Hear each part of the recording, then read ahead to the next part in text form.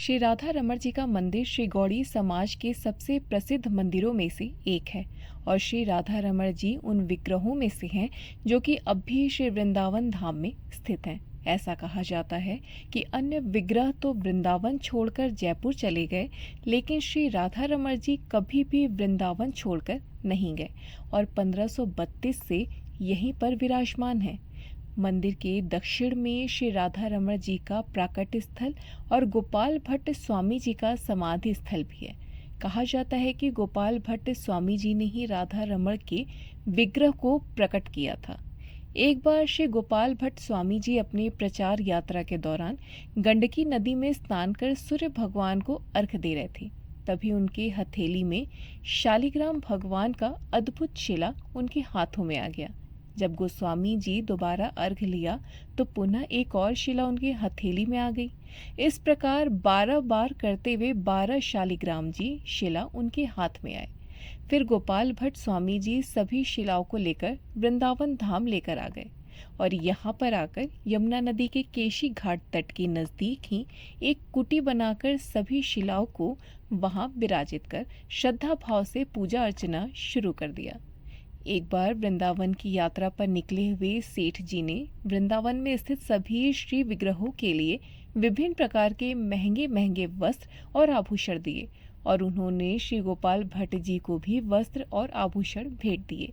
परंतु जब बात श्री शालिग्राम जी की आई तो वो सोचने लगे कि वो श्री शालिग्राम जी को कैसे वस्त्र धारण कराएं और श्री गोस्वामी जी के मन में भाव आया कि अगर मेरे भगवान भी अन्य विग्रहों की भांति होते तो मैं भी इनको अनेक प्रकार से उनको सजाता और अलग अलग आभूषण और वस्त्र धारण कराता और उनको झूले पर बिठाकर झुलाता।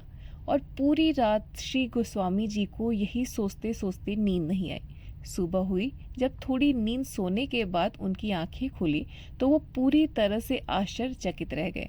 उनकी नींद खुली तो उन्होंने देखा कि श्री शालिग्राम जी साक्षात त्रिभंग ललित द्विभुज मुरलीधर श्याम जी के रूप में बैठे हुए हैं।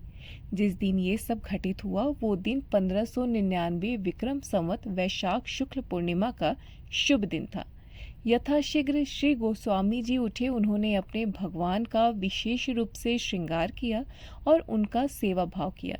उसके बाद श्री गोस्वामी जी ने अपने सभी बड़े व गुरुजनों को बुलाया और राधा रमण जी के प्राकट्य उत्सव पूरे श्रद्धा भाव से मनाया। भगवान राधा रमण जी गोस्वामी जी के आवास के निकट एक पीपल के पेड़ के नीचे प्रकट हुए थे।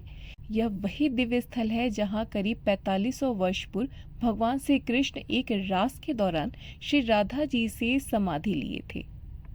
परंतु गोपाल भट्ट स्वामी जी के निवेदन पर फिर से उसी जगह विग्रह के रूप में प्रकट हुए। जब भगवान श्री कृष्ण उस स्थान से भिन्न हुए तो राधा जी ने उन्हें रमन के नाम से पुकारा और फिर उनको सब राधा के रमन के नाम से जानने लगे। तो इस प्रकार गोपाल भट्ट गोस्वामी जी ने उनका नाम राधा रमन रख दिया और यहीं से श्री राधा रमन जी का विग्रह आज भी श्री राधा रमन मंदिर में श्री गोस्वामी जी के समाज व वंश द्वारा सेवित किया जा रहा है। और वैशाख शुक्ल पूर्णिमा को पंचामृत से अभिषेक कर हर साल प्राकट्य उत्सव मनाया जाता है। गोपाल भट्ट गोस्वामी जी ने जिन अन्य श्री शालिग्राम जी के 11 शिलाओं की सेवा की थी वो भी सभी इसी मंदिर में स्थित हैं। राधा रमण जी का विग्रह तो सिर्फ 12 अंगुल का है, परंतु इनका दर्शन इतना मनमोहक होता है कि जिसको देखकर कोटि कामदेव भी मूर्छित हो जाएंगे। लाल जी को पीछे से देखने पर ऐसा प्रतीत होता है मानो जैसे फूलों से भी ज्यादा नाजुक कमल चरणों वाले और वेणु वादन की मुद्रा में हमेशा अपने होठों पर मंद मंद मुस्कान लिए श्री राधा रमण जी सभी भक्तों के हृदय में रमन कर रहे हैं। आशा करती हूँ कि आपको हमारी ये जानकारी पसंद आएगी और भगवान श्री कृष्ण की कृपा आप पर खूब बरसेगी।